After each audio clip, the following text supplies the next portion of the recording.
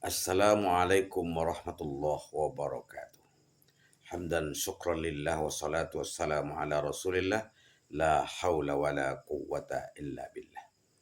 Allahumma salli ala sayyidina Muhammadin wa ala alihi wa sahbihi ajma'in amma ba'd.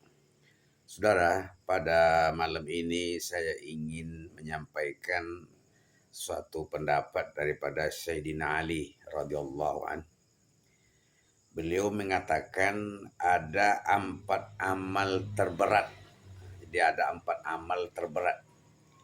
Apa yang 4 amal yang terberat itu? Yang pertama menurut beliau al-afwu indal ghadab. Memaafkan kesalahan seseorang ketika sedang marah. Itu berat Pak. Tapi kalau kita sanggup meredamnya itu bagus sekali. Mudah memaafkan kesalahan orang ketika kita marah. Maka dalam berbagai pengajian terdahulu saya sudah pernah mengajarkan kepada jemaah doa supaya marah kita tidak berlanjut. Artinya marah kita itu bisa reda. Apa bunyi doanya itu? Rabbighfirli zanbi wa azhib ghaizal qalbi wa ajirni minasyaitan. Rabbighfirli, ya Allah ampunilah dosaku. Rabbighfirli zanbi wa azhib ghaizal qalbi, redamlah kemarahanku. Wa ajirni minasyaitan, dan jauhkanlah aku daripada hasutan daripada syaitan. Jadi amal terberat yang pertama kata Sayyidina Ali adalah marah ketika memaafkan ketika kita marah. Yang kedua adalah waljudu fil usra. Berderma, berimpak, bersedekah ketika kondisi serba kekurangan. Jadi kalau kita sedang punya uang, sedang punya harta, senanglah kita memberi itu. Tetapi ketika kita sedang tidak punya uang, ada sedikit cuma, disitulah kita diuji itu. Sayyidina Ali kan pernah diuji seperti itu. Dikala dia sedang tidak ada uang, datang orang minta sedekah sama dia.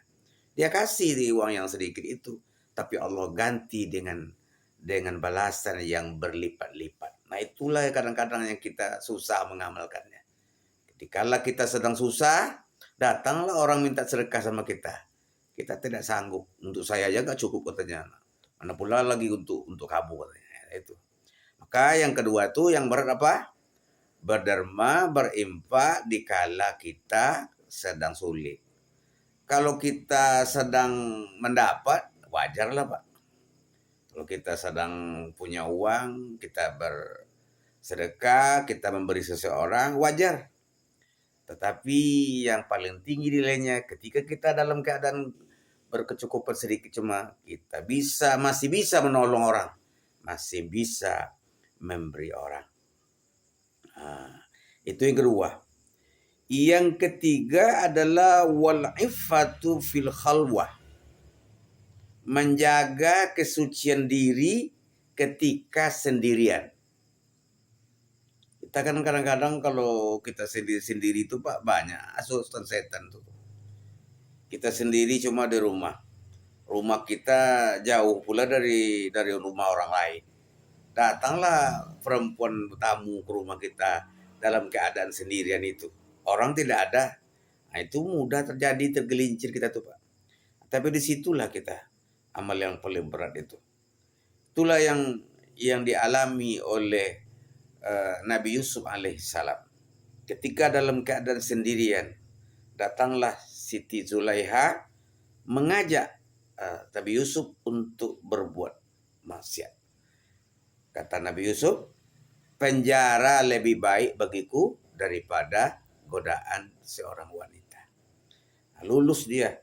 Bukan tidak punya nafsu Nabi Yusuf itu, tetapi dia masih takut kepada Allah. Inni akhafullah. Saya takut kepada Allah.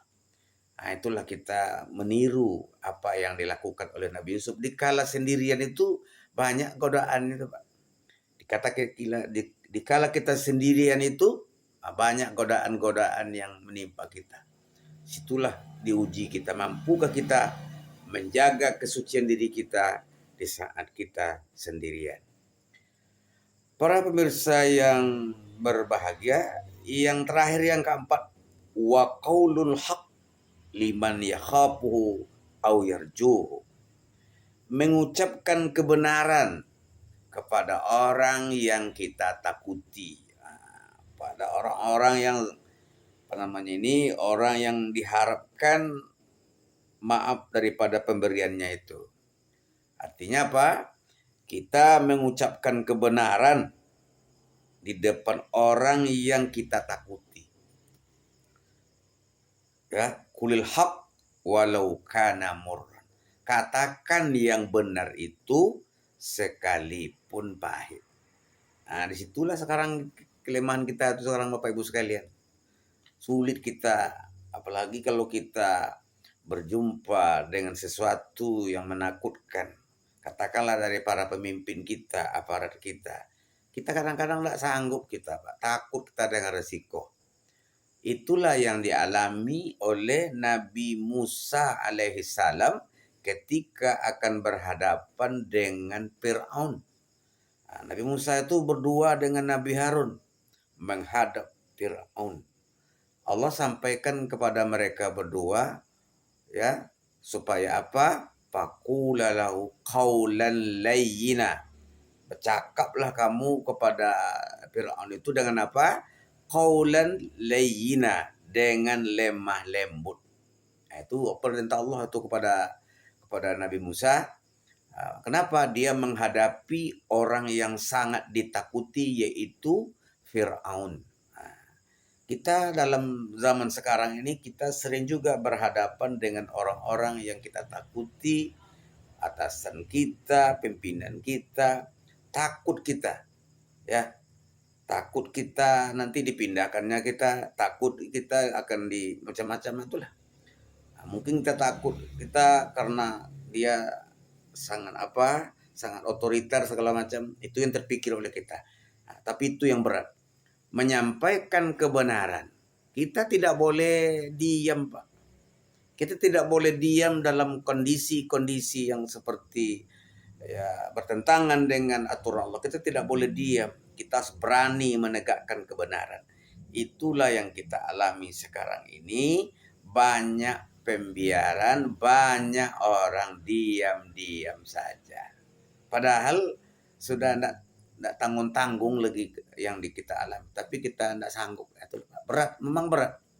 Termasuk saya sendiri pun juga termasuk di situ, masih belum sanggup juga lagi, masih memiliki sifat-sifat penakut tadi itu, Pak.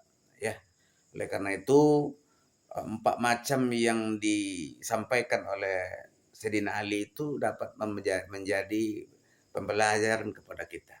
Kita ulangi lagi. Apa 4 amalan yang berat itu? Yang pertama, memaafkan seseorang ketika marah. Jangan kita lama-lama. Marah-marah lah, tapi jangan lama-lama. Ya, kalau kita lama-lama memang berat itu, Pak. Bagaimana cara memaafkan kesalahan orang itu, Pak Ustaz? Pertama, ingat jasa orang tuh.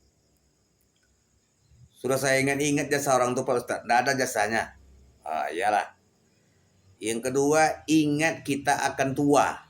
Kalau kita tua nanti banyak kita lagi kita mau butuh orang. Ingat kita akan mati. Nah, jangan sampai nanti kita mati masih bermusuhan dengan orang. Jadi janganlah lama-lama tuh marah-marah tuh. Karena marah-marah seperti itu ini akan dapat merusak kesehatan kita. Yang kedua, suka berderma dikala kita susah. Dikala sulit kita masih sanggup sesuai dengan kesanggupan kita. Ya, kalau kita dalam keadaannya begini, ya sesuai pula lah dengan keadaan yang kita alami itu, membantu orang lain. Tetapi tidak menghalangi kita untuk membantu orang. Kemudian menjaga kesucian diri ketika sendirian. Hati-hatilah. Ketika sendiri banyak ujiannya. Kadang-kadang nampak tanaman orang masak buah-buahan, kita sendiri kita lapar, nah diambil, itu kan udah lulus namanya kita. Kalau sendirian itu banyak godaan-godaan yang kita alami, terutama godaan dari seorang wanita. Yang terakhir adalah berkata benar di hadapan penguasa, di hadapan orang yang kita takuti. Nah, berat itu Pak, tapi itulah resikonya, kita harus berani menyampaikan kebenaran. Itu saja. Wassalamualaikum warahmatullahi wabarakatuh.